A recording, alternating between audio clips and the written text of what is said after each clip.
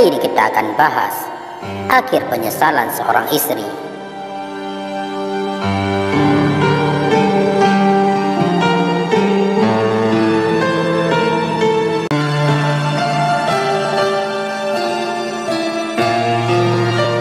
Aku membencinya. Itulah yang selalu kubisikkan dalam hatiku hampir sepanjang kebersamaan kami. Meskipun menikahinya, aku tak pernah benar-benar menyerahkan hatiku padanya. Menikah karena paksaan orang tua membuatku membenci suamiku sendiri. Walaupun menikah terpaksa, aku tak pernah menunjukkan sikap benciku. Meskipun membencinya, setiap hari aku melayaninya sebagaimana tugas istri. Aku terpaksa melakukan semuanya karena aku tak punya pegangan lain. Beberapa kali muncul keinginan meninggalkannya, tapi aku tak punya kemampuan finansial dan dukungan siapapun. Kedua orang tuaku sangat menyayangi suamiku, karena menurut mereka, suamiku adalah sosok suami sempurna untuk putri satu-satunya mereka. Ketika menikah, aku menjadi istri yang teramat manja. Kulakukan segala hal sesuka hatiku. Suamiku juga memanjakanku sedemikian rupa. Aku tak pernah benar-benar menjalani tugasku sebagai seorang istri. Aku selalu bergantung padanya karena aku menganggap hal itu sudah seharusnya. Setelah apa yang ia lakukan padaku, aku telah menyerahkan hidupku padanya, sehingga tugasnya lah membuatku bahagia dengan menuruti semua keinginanku. Di rumah kami, akulah ratunya. Tak ada seorang pun yang berani melawan. Jika ada sedikit saja masalah, aku selalu menyalahkan suamiku. Aku tak suka handuknya yang basah yang diletakkan di tempat tidur. Aku sebal melihat ia meletakkan sendok sisa mengaduk susu di atas meja dan meninggalkan bekas lengket. Aku benci ketika ia memakai komputerku meski hanya untuk menyelesaikan pekerjaannya. Aku marah kalau ia menggantung bajunya di caps lock bajuku. Aku juga marah kalau ia memakai pasta gigi tanpa mengecatnya dengan rapi. Aku marah kalau ia menghubungiku sehingga berkali-kali ketika aku sedang bersenang-senang dengan teman-temanku.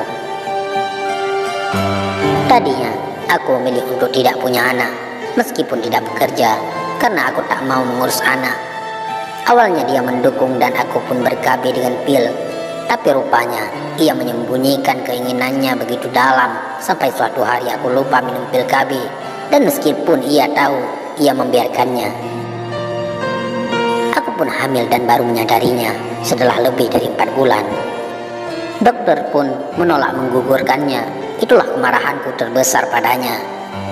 Kemarahan semakin bertambah ketika aku mengandung sepasang anak kembar dan harus mengalami kelahiran yang sulit. Aku memaksanya melakukan tindakan vasektomi agar aku tidak hamil lagi.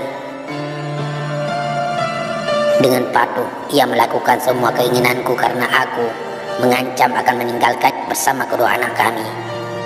Waktu berlalu hingga anak-anak tak terasa berulang tahun yang ke-8. Seperti pagi-pagi sebelumnya, aku bangun paling akhir. Suami dan anak-anak sudah menungguku di meja makan. Seperti biasa, dialah yang menyediakan sarapan pagi dan mengantar anak-anak ke sekolah. Hari itu, ia mengingatkan kalau hari itu adalah peringatan ulang tahun ibuku. Aku hanya menjawab dengan anggukan tanpa memperdulikan kata-katanya yang mengingatkan peristiwa tahun sebelumnya. Saat itu, aku memilih Kemal dan tidak hadir di acara ibu. Iya, karena merasa terjebak dengan perkawinanku, aku juga membenci kedua orang tuaku. Sebelum ke kantor, biasanya suamiku mencium pipiku saja dan diikuti anak-anak. Tetapi hari itu, ia juga memelukku sehingga anak-anak menggoda ayahnya dengan ribut. Aku berusaha mengelak dan melepaskan pelukannya. Meskipun akhirnya ikut tersenyum bersama anak-anak, ia kembali mencium hingga beberapa kali di depan pintu, seakan-akan berat untuk pergi. Ketika mereka pergi, aku pun memutuskan untuk ke salon.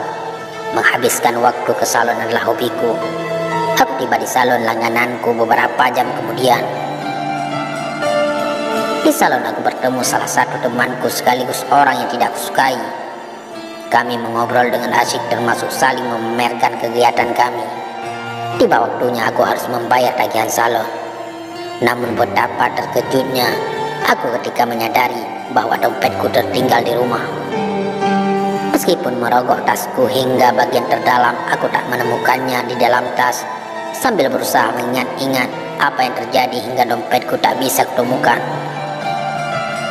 Aku menelepon suamiku dan bertanya, "Maaf sayang, kemarin Farhan meminta uang jajan dan aku tak punya uang kecil, maka aku ambil dari dompetmu. Aku lupa menaruhnya kembali ke tasmu. Kalau tidak salah aku letakkan di atas meja kerjaku," katanya menjelaskan dengan lembut. Dengan marah aku mengemelinya dengan kasar. Ku tutup telepon tanpa menunggu selesainya bicara. Tak lama kemudian handphoneku kembali berbunyi dan meski masih kesal, aku pun mengangkatnya dengan setengah membentak. "Apalagi?" "Sayang, aku pulang sekarang. Aku akan ambil dompet dan mengantarnya kepadamu." "Sayang sekarang ada di mana?" tanya suamiku cepat, khawatir aku menutup telepon kembali. Aku menyebut nama salonku dan tanpa menunggu jawaban lagi, aku kembali menutup telepon. Aku berbicara dengan kasir dan mengatakan bahwa suamiku akan datang membayarkan tagihanku. Si yang punya salon yang sahabatku sebenarnya sudah membolehkanku pergi dan mengatakan aku bisa membayarnya nanti kalau aku kembali lagi. Tapi rasa malu karena musuhku juga ikut mendengarku. Ketinggalan dompet membuatku gengsi untuk berhutang dulu. Hujan turun. Ketika itu aku melihat keluar dan berharap mobil suamiku segera sampai. Menit berlalu menjadi jam. Aku semakin tidak sabar sehingga mulai menghubungi handphone suamiku. Tak ada jawaban meskipun sudah berkali-kali ku telepon. Padahal biasanya hanya 2 kali berdering teleponku sudah diangkatnya. Aku mulai merasa tidak enak dan marah. Teleponku diangkat setelah beberapa kali aku mencoba. Ketika suara bentakanku belum lagi keluar, terdengar suara asing menjawab telepon suamiku. Aku terdiam beberapa saat sebelum suara lelaki asing itu memperkenalkan diri. "Selamat siang Ibu. Apakah Ibu istri dari Bapak Armandi?" Kujawab pertanyaan itu segera. Lelaki asing itu ternyata seorang polisi. Ia memberitahu bahwa suamiku mengalami kecelakaan dan saat ini ia sedang dibawa ke rumah sakit kepolisian. Saat itu aku hanya terdiam dan hanya menjawab terima kasih. Ketika telepon ditutup, aku berjongkok dengan bingung. Tanganku menggenggam erat handphone yang kupegang dan beberapa pegawai salon mendekatiku dengan sigap bertanya, "Ada apa hingga wajahku menjadi pucat seperti kertas?" Entah bagaimana akhirnya aku sampai di rumah sakit. Entah bagaimana juga tahu-tahu seluruh keluarga hadir di sana menyusulku. Aku yang hanya diam 1000 bahasa menunggu suamiku di depan ruang gawat darurat. Aku tak tahu harus melakukan apa karena selama ini dialah yang melakukan segalanya untukku. Ketika akhirnya setelah menunggu beberapa jam, tepat ketika kumandang azan maghrib terdengar seorang dokter keluar dan menyampaikan berita itu. Suamiku telah tiada. Ia pergi bukan karena kecelakaan itu sendiri. Serangan stroke-lah yang menyebabkan kematiannya. Selesai mendengar kenyataan itu, aku malah sibuk menguatkan kedua orang tuaku dan orang tuanya yang syok. Sama sekali tidak ada air mata setetes pun keluar dari kedua mataku. Aku sibuk menenangkan ayah, ibu, dan mertuaku. Anak-anak yang terpukul memelukku dengan erat, tetapi kesedihan mereka sama sekali tak mampu membuatku menangis. Ketika jenazah dibawa ke rumah dan aku duduk di hadapannya, aku termangu menatap wajah itu. Kusadari baru kali inilah aku benar-benar menatap wajahnya yang tampak tertidur pulas. Kudekati wajahnya dan kupandangi dengan seksama. Saat itulah dadaku menjadi sesak teringat apa yang telah ia berikan padaku selama 10 tahun kebersamaan kami. Kusentuh perlahan wajahnya yang telah dingin, dan kusadari inilah kali pertama kali aku menyentuh wajahnya yang dulu selalu dihiasi senyum hangat. Air mata merebak di mataku mengaburkan pandanganku. Aku tersiap berusaha mengusap agar air mata tak menghalangi tatapan terakhirku padanya. Aku ingin mengingat semua bagian wajahnya agar kenangan manis tentang suamiku tak berakhir begitu saja. Tapi bukannya berhenti, air mataku semakin deras membanjiri kedua pipiku. Peringatan dari imam masjid yang mengatur prosesi pemakaman tidak mampu membuatku berhenti menangis.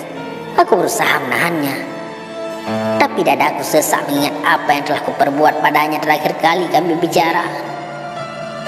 Aku teringat betapa aku tak pernah memperhatikan kesehatannya. Aku hampir tak pernah mengatur makannya, padahal ia selalu mengatur apa yang kumakan. Ia memperhatikan vitamin dan obat yang harus kukonsumsi, terutama ketika mengandung dan setelah melahirkan. Ia tak pernah absen mengingatkanku makan teratur. Bahkan terkadang menyuapiku kalau aku sedang malas makan. Aku tak pernah tahu apa yang ia makan karena aku tak pernah bertanya. Bahkan aku tak tahu apa yang ia sukai dan tidak disukai. Hampir seluruh keluarga tahu bahwa suamiku adalah penggemar mie instan dan kopi kental. Dadaku sesak mendengarnya, karena aku tahu ia mungkin terpaksa makan mie instan karena aku hampir tak pernah memasak untuknya. Aku hanya memasak untuk anak-anak dan diriku sendiri. Aku tak peduli ia sudah makan ataupun belum ketika pulang kerja. Ia bisa makan masakanku hanya kalau tersisa. Ia pun pulang larut malam setiap hari karena dari kantor cukup jauh dari rumah. Aku tak pernah mau menanggapi permintaannya untuk pindah lebih dekat ke kantornya karena tak mau jauh-jauh dari tempat tinggal teman-temanku. Saat pemakaman, aku tak mampu menahan diri lagi. Aku pingsan ketika melihat tubuhnya hilang bersama onggokan tanah yang menimbun. Aku tak tahu apapun sampai terbangun di tempat tidur besarku. Aku terbangun dengan rasa sesal memenuhi rongga dadaku. Keluarga besarku membujukku dengan sia-sia karena mereka tak pernah tahu mengapa aku begitu terluka kehilangan dirinya. Hari-hari yang kujalani setelah kepergiannya bukanlah kebebasan seperti yang selama ini kuinginkan, tetapi aku malah terjebak di dalam keinginanku untuk bersamanya. Di hari-hari awal kepergiannya, aku duduk termangu memandangi piring kosong. Ayah, ibu, dan ibu mertuaku membujukku makan. Tetapi yang kuingat hanyalah saat suamiku membujukku makan kalau aku sedang mengambek dulu. Ketika aku lupa membawa handuk saat mandi, aku berteriak memanggilnya seperti biasa. Dan ketika itu malah ibuku yang datang. Aku berjongkok menangis di dalam kamar mandi berharap ia yang datang. Kebiasaanku yang menelponnya setiap kali tidak bisa melakukan sesuatu di rumah membuat teman kerjanya kebingungan menjawab teleponku. Setiap malam aku menunggunya di kamar tidur dan berharap esok pagi aku terbangun dengan sosoknya di sebelahku. Dulu aku begitu kesal kalau tidur mendengar suara dengkurannya. Tapi sekarang aku bahkan sering terbangun karena rindu mendengarnya kembali. Dulu aku kesal karena ia sering berantakan di kamar tidur kami. Tapi kini aku merasa kamar tidur kami terasa kosong dan hampa. Dulu aku begitu kesal jika ia melakukan pekerjaan dan meninggalkan di laptopku tanpa melogout. Sekarang aku memandangi komputer, mengusap tas-tasnya, berharap bekas-bekas jarinya masih tertinggal di sana. Dulu aku paling tak suka ia membuat kopi tanpa alas piring di meja. Sekarang bekasnya yang tersisa di sarapan pagi terakhirnya pun tidak mau kuhapus. Remote televisi yang biasa disembunyikannya sekarang dengan mudah kutemukan meski aku berharap bisa mengganti kehilangannya dengan kehilangan remote. Semua kebodohan itu kulakukan karena aku baru menyadari bahwa dia mencintaiku dan aku sudah terkena panah cintanya. Aku juga marah pada diriku sendiri. Aku marah karena semua kelihatan normal meskipun ia sudah tiada. marah karena baju-bajunya masih di sana meninggalkan baunya yang membuatku rindu. Aku marah karena tidak bisa menghentikan semua penyesalanku. Aku marah karena tak ada lagi yang menunjukku agar tenang. Tak ada lagi yang mengingatkanku sholat meskipun kini kulakukan dengan ikhlas. Aku sholat karena aku ingin meminta maaf. Meminta maaf pada Allah karena menyia-nyiakan suami yang dianugerahi kepadaku. Meminta ampun karena telah menjadi istri yang tidak baik pada suami yang begitu sempurna. Salatlah yang mampu menghapus lukaku sedikit demi sedikit. Cinta Allah padaku ditunjukkannya dengan begitu banyak perhatian dari keluarga untukku dan anak-anak. Teman-temanku yang selama ini kubela-belain hampir tak pernah menunjukkan batang hidung mereka setelah pergian suamiku. 40 hari setelah kematiannya, keluarga mengingatkanku untuk bangkit dari keterpurukan. Ada 2 anak yang menungguku dan harus kuhidupi. Kembali rasa bingung merasukiku. Selama ini aku tahu beres dan tak pernah bekerja. Semua dilakukan suamiku. Berapa besar pendapatannya selama ini aku tak pernah peduli. Yang kupedulikan hanya jumlah rupiah yang ia transfer ke rekeningku untuk kupakai untuk keperluan pribadi, dan setiap bulan uang itu hampir tak pernah tersisa. Dari kantor tempatnya bekerja, aku memperoleh gaji terakhir beserta kompensasi bonusnya. Ketika melihatnya, aku terdiam tak menyangka. Ternyata seluruh gajinya ditransfer ke rekeningku selama ini. Padahal aku tak pernah sedikit pun menggunakan untuk keperluan rumah tangga. Entah dari mana ia memperoleh uang lain untuk memenuhi kebutuhan rumah tangga, karena aku tak pernah bertanya sekalipun soal itu. Yang aku tahu, sekarang aku harus bekerja untuk anak-anakku. Tak akan bisa hidup karena jumlah gaji terakhir dan kompensasi bonusnya tak akan cukup untuk menghidupi kami bertiga. Tapi bekerja di mana? Aku hampir tak pernah punya pengalaman sama sekali. Semuanya selalu diatur oleh dia. Kebingunganku terjawab beberapa waktu kemudian.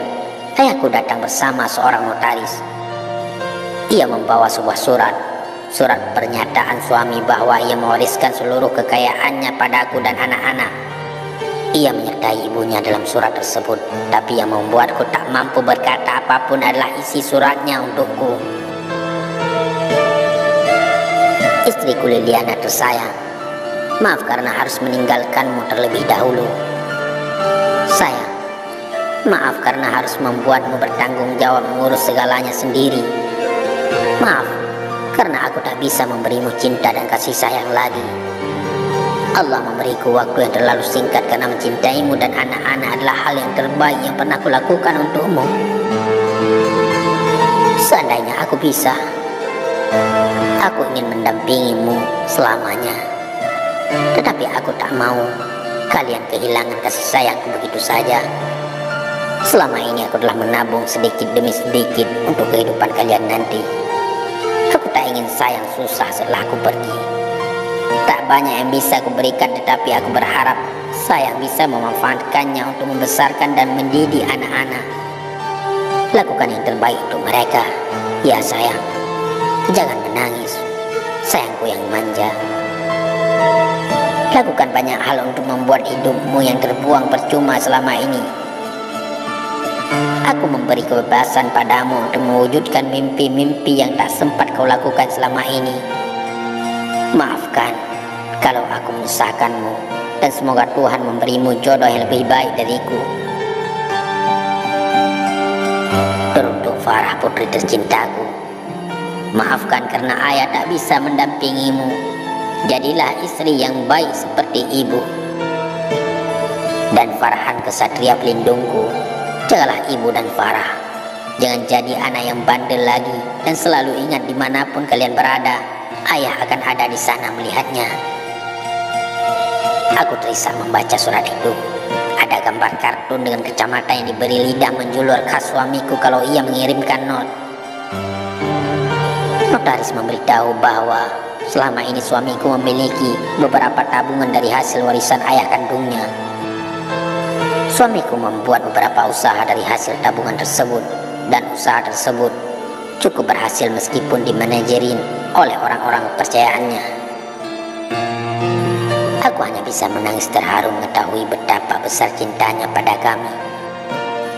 Sehingga ketika ajal menjemputnya, ia tetap membanjiri kami dengan cinta. Aku tak pernah berpikir untuk menikah lagi. Banyaknya lelaki yang hadir tak mampu menghapus sosoknya yang masih begitu hidup di dalam hatiku. Hari demi hari hanya kuabdikan untuk anak-anakku. Ketika orang tuaku dan mertuaku pergi satu persatu meninggalkanku selama-lamanya, tak satu pun meninggalkan kesedihan sedalam kesedihanku sang suamiku pergi. Kini, kedua putra-putriku berusia 23 tahun. 2 hari lagi putriku menikahi seorang pemuda dari tanah seberang. Putri kami bertanya, "Ibu, aku harus bagaimana nanti setelah menjadi istri? Soalnya Farah kan gak bisa masak, gak bisa nyuci. Gimana ya, Bu?" Aku merangkulnya sambil berkata, "Cinta sayang, cintailah suamimu, cintailah pilihan hatimu, cintailah apa yang ia miliki dan kau akan mendapatkan segalanya.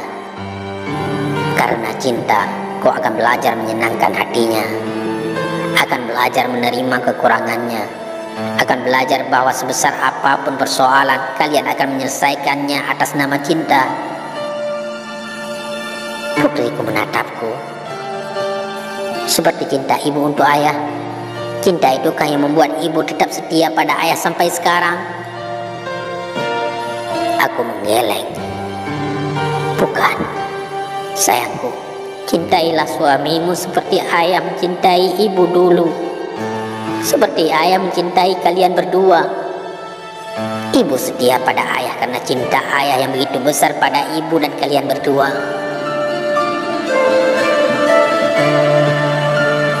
Aku mungkin tak beruntung karena tak sempat menunjukkan cintaku pada suamiku.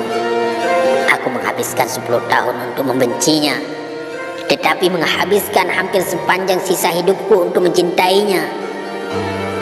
Aku bebas darinya karena kematian, tapi aku tak pernah bisa bebas dari cintanya yang begitu tulus. Mudah-mudahan kisah ini bermanfaat. Assalamualaikum warahmatullahi wabarakatuh.